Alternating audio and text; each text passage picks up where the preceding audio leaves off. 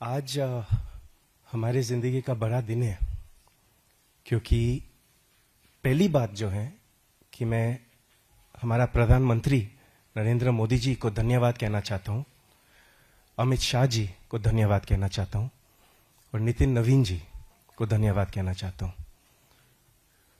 BJP family को जिस तरह से मेरे को नर्चर कर रहे, जिस तरह से मेरे को मौका दिए, दादा हमारे पास बैठे हैं, हमारा एक जिंदगी का हीरो जो है, जो मैं लुकअप करता हूं, हमारे पास बैठे हैं, किरण रिजिजू जी।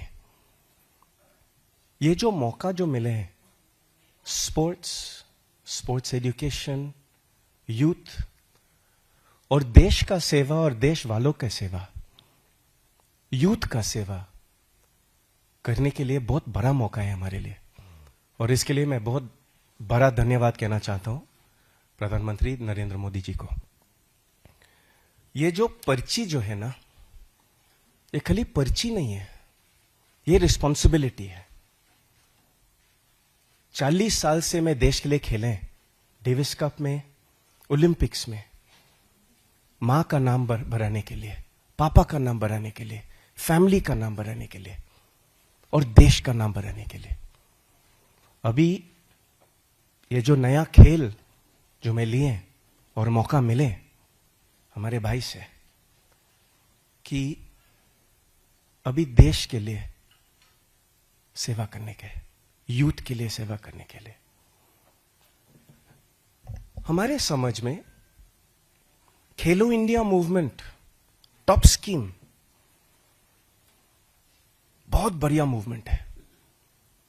किरण रिजिजू जो हमारे समझ में सबसे बेस्ट स्पोर्ट्स मिनिस्टर बने थे, टोक्यो ओलंपिक्स के तैयारियां किरण रिजिजू ने, उस नरेंद्र मोदी जी ने किरण रिजिजू को रिस्पॉन्सिबिलिटी दी है, और इस जो रिस्पॉन्सिबिलिटी ने ये मनुष्य, ये इंसान जो लिए, मुझे पता है कि कितना पैशन के साथ सर ने किए। कई एथलीट्स को वीजा नहीं मिल रहे थे, कई एथलीट्स को कोविड टेस्ट का इंजेक्शन नहीं मिल रहे थे, कई एथलीट्स को कोविड इंजेक्शन एंटीवायरस नहीं मिल रहे थे, सर ने ऑर्गेनाइज किए। इस वजह से जब टोक्यो ओलंपिक्स से वापस इंडियन कंटिंजेंट लौटा, 7 मेडल के साथ लौटा। यह सबसे बड़ी बात है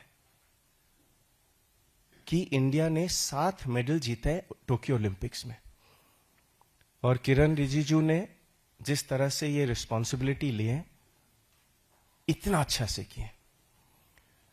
नरेंद्र मोदी जी का जो खेलो इंडिया और स्पोर्ट्स का फोकस जो है, उसी फोकस से मैं यूथ पे फोकस करना चाहता हूं।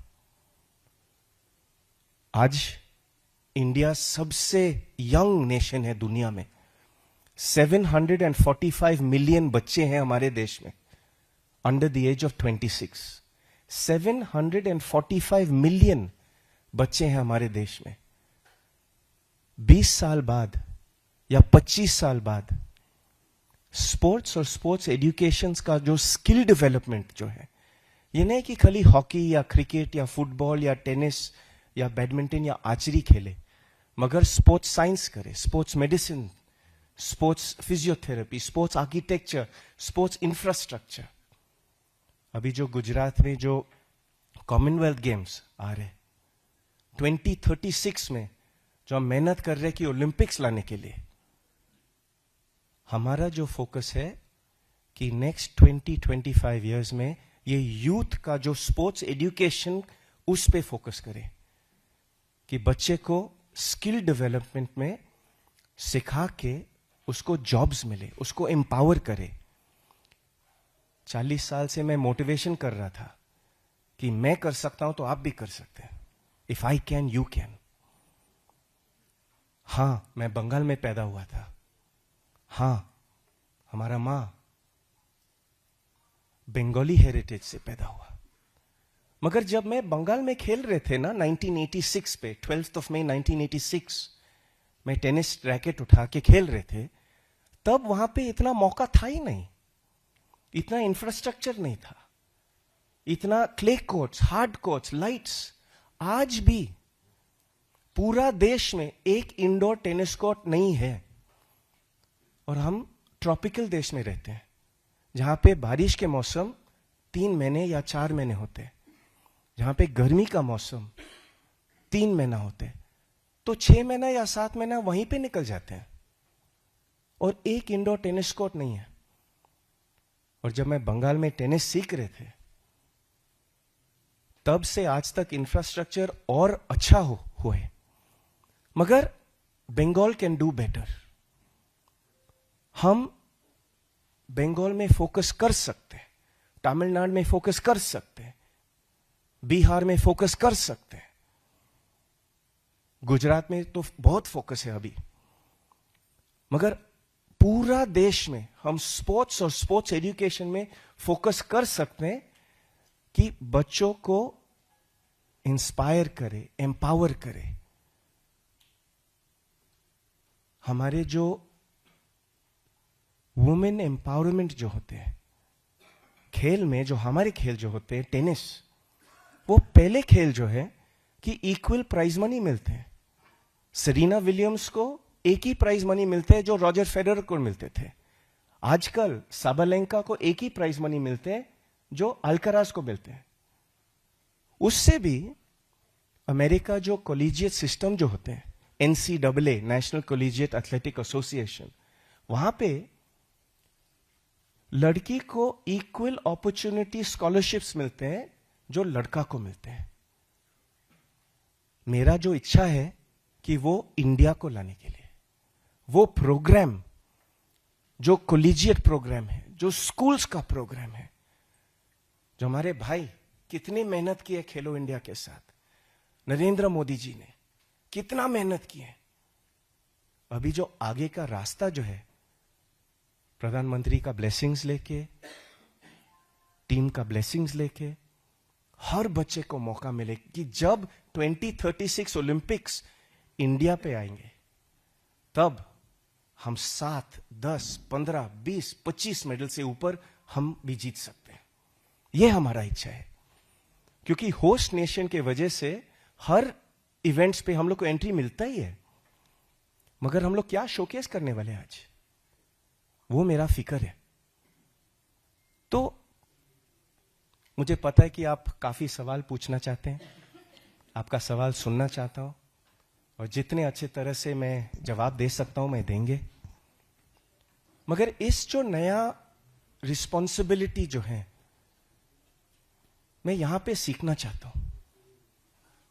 बड़ी बात है कि मैं दुनिया का सबसे बड़े पॉलिटिकल पार्टी आज ज्वाइन की है, मगर क्यों?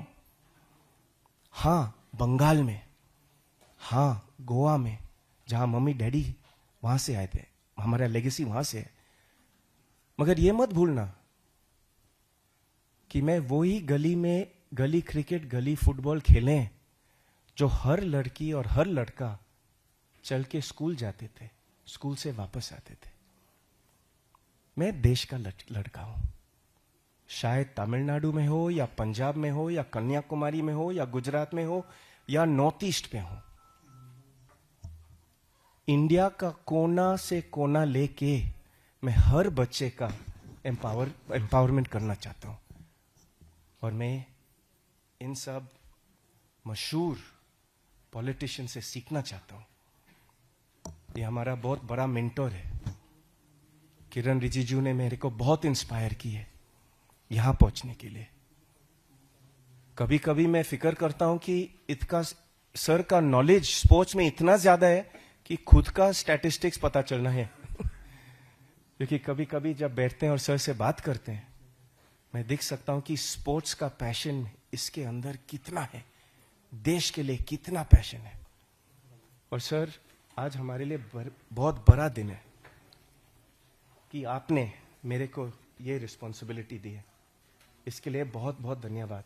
मैं आपसे सीखना चाहता हूं, आपका स्टूडेंट बनना चाहता हूं, और आप सबका स्टूडेंट बनना चाहता हूं कि आगे जो रास्ते हैं आप सबके साथ सीख के यूथ, इंडिया का यूथ को ताकत देना चाहता हूं कि हम स्पोर्ट्स से इंडिया जो आज जो इंडिया है 5 साल बाद, 10 साल बाद, 15 साल बाद हम लोग सुपर पावर बने। क्यों?